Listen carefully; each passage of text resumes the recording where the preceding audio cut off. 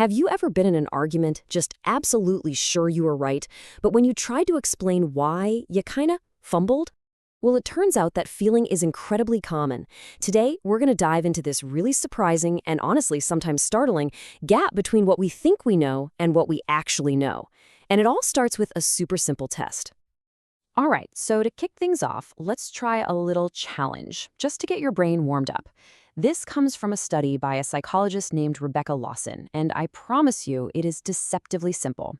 It's called the bicycle test. So let me ask you, on a scale of 1 to 10, how well do you think you understand how a bicycle actually works? I mean, we've seen them our whole lives, right? A lot of us ride them, so you're probably feeling pretty confident. Go ahead, pick a number, and hold it in your head. Ready? Okay. Now, I want you to actually try it. You don't need a pen and paper. Just picture it clearly in your mind. Sketch out a basic bicycle, but really focus on the details, Where does the frame connect to the wheels? Where, exactly, do the pedals attach? And here's the kicker.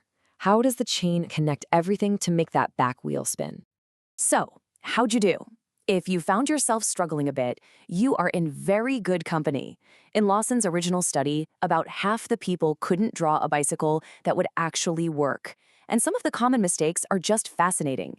People will draw the chain looping around both wheels, which would make steering a little tricky. Or they'll stick the pedals directly onto the front wheel.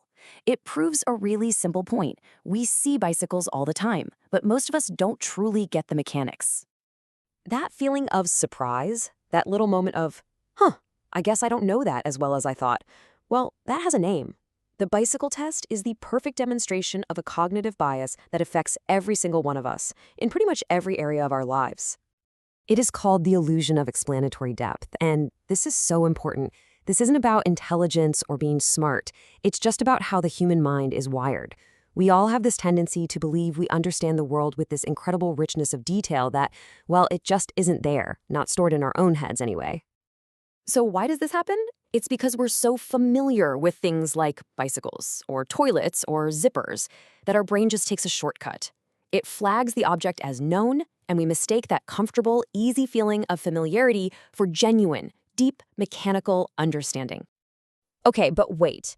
If our individual knowledge is really that shallow, how has humanity accomplished, well, anything?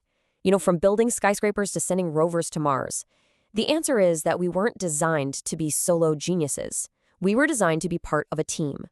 See, our greatest strength is that we don't have to store every single piece of information in our own brains. We store it everywhere else. We store it in other people, in books, on the internet. We basically operate inside what you could call a community of knowledge.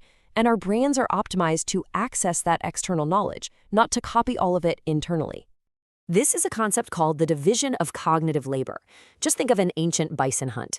You'd have maybe one person who was an expert on bison behavior, others who specialized in making the weapons, and still others who knew exactly how to process the animal afterward. No single person knew everything, but together they could achieve something incredible. That's how humanity works. We rely on all the expertise that's distributed across our community. Now, look, not knowing how a bicycle works is pretty harmless, right? But what happens when this exact same illusion of knowledge bleeds over into more complex, much higher stakes areas, like politics? The philosopher Bertrand Russell pointed this out a long time ago.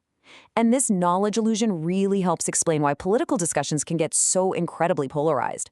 When we feel strongly about a policy, our brain tells us we must also understand it deeply, even when our understanding is just as superficial as our drawing of a bicycle. And this isn't just some theory. There is actual data that backs this up. A study back in 2014 found this wild correlation. The American respondents who were the most supportive of military intervention in Ukraine were on average the least likely to be able to find Ukraine on a map. Think about that. The less they actually knew, the more confident they were in their extreme position. And that really shows us something crucial. Political extremism often isn't born from a huge amount of detailed knowledge. In fact, it's often fueled by this very illusion.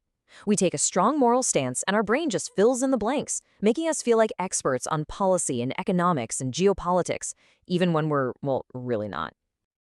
Okay, I know this all sounds a little bleak, but there is some good news here. Just as easily as we fall into this illusion, we can actually break out of it. And the tool for doing so is surprisingly simple. Think about what happens when you get challenged on a political view. Our first instinct is to start listing all the reasons why we're right, which usually just digs us deeper into our position. But there's a much more powerful technique. Instead of explaining why you support a policy, try to explain how it would actually work, step by step, from the day it's implemented to its final effect. The moment you try to explain the how, you immediately run into the gaps in your own knowledge, just like when you try to draw the bicycle chain. You're forced to confront the real complexity of the issue. And studies show that when people are asked to do this, their confidence in their extreme positions actually drops. Their views become more moderate, more nuanced. It's an amazing tool for humility. So what's your bias? Is it a zipper? Is it how the stock market works? Maybe it's a political policy you feel really passionate about. Recognizing this illusion in ourselves isn't a weakness. It's actually the first step toward genuine understanding and, honestly, a much greater appreciation for the incredible collective intelligence that's all around us.